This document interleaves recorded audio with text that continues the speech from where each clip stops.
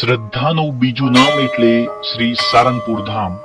બોટાદ જિલ્લાનું ખોબા જેવડું સારંગપુર ગામ આજે જગતભરમાં જ્યાં જ્યાં ગુજરાતી વસે છે ત્યાં સારંગપુર હનુમાન તરીકે ઓળખાતું હોય એ જ આ મંદિરનું મહાત્મ્ય દર્શાવવા માટે પૂરતું છે. આ મંદિરે મનુષ્યો પોતાના દુઃખ લઈને રોતા રોતા આવે છે અને ભગવાન શ્રી સ્વામિનારાયણ અને હનુમાનજી મહારાજના પ્રતાપથી હસતા હસતા ઘરે જાય છે. તો ચાલો દોસ્તો, કષ્ટભંજન હનુમાન મંદિર સારંગપુર વિશે સવિસ્તાર માહિતી મેળવીએ.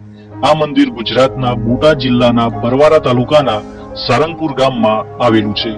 અદ્ભુત નકશીકામ કરેલું આ મંદિર કોઈ રાજ દરબારથી કમ નથી. આ મંદિરના ઇતિહાસની વાત કરીએ તો આ મંદિરની સ્થાપના ભગવાન શ્રી સ્વામિનારાયણના અનુયાયી શ્રી ગોપાળાનંદ સ્વામી દ્વારા કરાઈ હતી. સદગુરુ શ્રી ગોપાળાનંદ સ્વામી એકવાર બોટાદ પધાર્યા.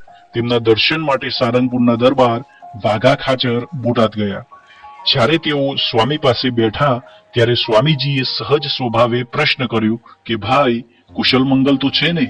ત્યારે વાઘા ખાચરે કહ્યું, સ્વામીજી, પાછલા 3 વર્ષોથી દુકાળ પડે છે, તેથી આર્થિક સ્થિતિ સારી નથી રહી. આ પરિસ્થિતિને ધ્યાનમાં રાખીને સંતો સારંગપુર તો આવે છે પરંતુ રોકાતા નથી. આથી સત્સંગનો પણ દુકાળ પડ્યો છે. આ દશા સાંભળી સંતનું હૃદય પીગળી ગયું અને તેઓએ વાઘા ખાચરને કહ્યું કે તમારી બધી જ સમસ્યાઓનું સમાધાન થઈ જશે.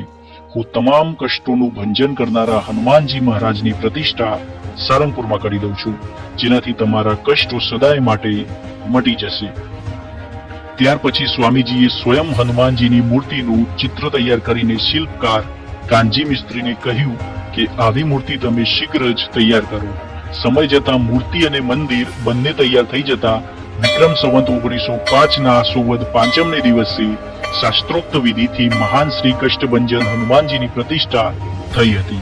પ્રતિષ્ઠા સમયે સ્વામીજીએ હનુમાનજી મહારાજનું આવાહન કર્યું અને હનુમાનજી મહારાજનું મૂર્તિમાં પ્રવેશ થતા જ મૂર્તિ કાંપવા લાગી. ત્યારે સ્વામીશ્રીએ હનુમાનજીને કહ્યું કે અહીંયા ભગવાન શ્રી સ્વામિનારાયણની નિશ્રા અને આપની શરણમાં જે મનુષ્યો પોતાના કોઈ પણ પ્રકારના દુઃખો લઈને આવે તો તેના દુઃખો તમે દૂર કરજો અને તેમને સુખી કરજો. ત્યાર પછી સ્વામીજીએ પોતાની યષ્ટિકા એટલે કે ટેકા માટેની લાકડી હતી તે આપીને કહ્યું કે જ્યારે કોઈ પણ પ્રકારથી ઉપદ્રવો દૂર ના થાય ત્યારે આ અષ્ટિકાથી સ્પર્શિત જળ છાંટવાથી તુરંત જ ઉપદ્રવ શાંત થઈ જશે. સમયચક્ર ફરતું રહ્યું. વર્ષોને વર્ષો પસાર થતા ગયા છતાં આજે પણ કષ્ટભંજન દેવ હનુમાનજી સારંગપુરમાં પ્રત્યક્ષ બિરાજમાન છે અને દરેકની પીડા દૂર કરે છે. કોઈ પણ કારણોસર આવેલું દુઃખ અહીં નિવૃત્ત થાય છે. અહીંયા દુનિયાભરમાંથી ભૂત પ્રેતથી પીડાતા લોકો આવે છે. સારંગપુર મંદિરમાં કોઈ પણ પ્રકારના ભૂત પ્રેત ચુડેલના છાયાને કાઢવાની વિધિ કરવામાં આવે છે. લોકવાયકા મુજબ એક વખત હનુમાનજી અને શનિદેવ વચ્ચે યુદ્ધ થયું હતું અને હનુમાનજીથી બચવા માટે શનિદેવે સ્ત્રી રૂપ ધારણ કર્યું અને હનુમાનજીએ શનિદેવને સ્ત્રી રૂપમાં પોતાના પગ નીચે દબાવી દીધા. આ જ પ્રસંગ દર્શાવતી મૂર્તિ સારંગપુર મંદિરમાં બિરાજમાન છે. આ મંદિરની વિશેષતા એ પણ છે કે ભગવાન શ્રી સ્વામિનારાયણે પણ પોતાના જીવનનો કેટલોક સમય અહીં વિતાવ્યો છે.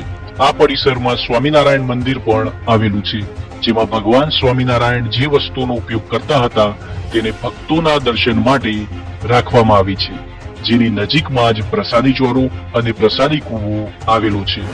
નારાયણ કુંડ પણ અહીંનું આકર્ષણ છે. આ કુંડમાં ભગવાન સ્વામિનારાયણ સ્નાન કરતા હતા. મંદિરની નજીકમાં જીવા ખાચરનો દરબાર અને ગૌશાળા પણ આવેલી છે. મંદિરની આરતી અને દર્શનના ટાઈમિંગનું લિસ્ટ તમારી સ્ક્રીન પર છે. શ્રદ્ધાળુઓને રહેવા માટે આધુનિક ધર્મશાળા પણ આવેલી છે, જેમાં 180 થી વધુ એસી રૂમ અને 350 થી વધુ નોન એસી રૂમ ઉપલબ્ધ છે. મંદિર પરિસરમાં જ ભોજનશાળા છે, જેમાં સવારે ચા નાસ્તો, બપોરે અને સાંજે નિઃશુલ્ક ભોજન આપવામાં આવે છે. મંદિર ટ્રસ્ટ દ્વારા અહીં આયુર્વેદિક ઉપચાર કેન્દ્ર પણ ચલાવાય છે.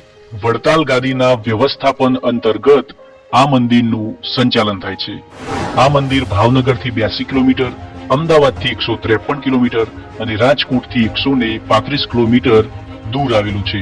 અહીં જવા માટે એસટી બસો અને પ્રાઇવેટ વાહનો સરળતાથી મળી રહે છે. નજીકનું રેલવે સ્ટેશન બોટાદ અને નજીકનું એરપોર્ટ રાજકોટ અને અમદાવાદ છે. તો દોસ્તો, ભગવાન શ્રી કષ્ટભંજન હનુમાનજી મહારાજનું જેટલું ગાન કરીએ તેટલું કમ છે.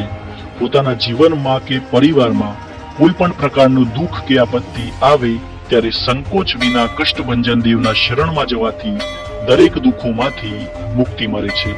અને તેથી જ તો અહીં લાખો ભક્તો હનુમાન દાદાના દર્શને આવે છે અને પોતાની મનોકામના પૂર્ણ થાય છે. જય હનુમાન, જય હનુમાન, જય હનુમાન.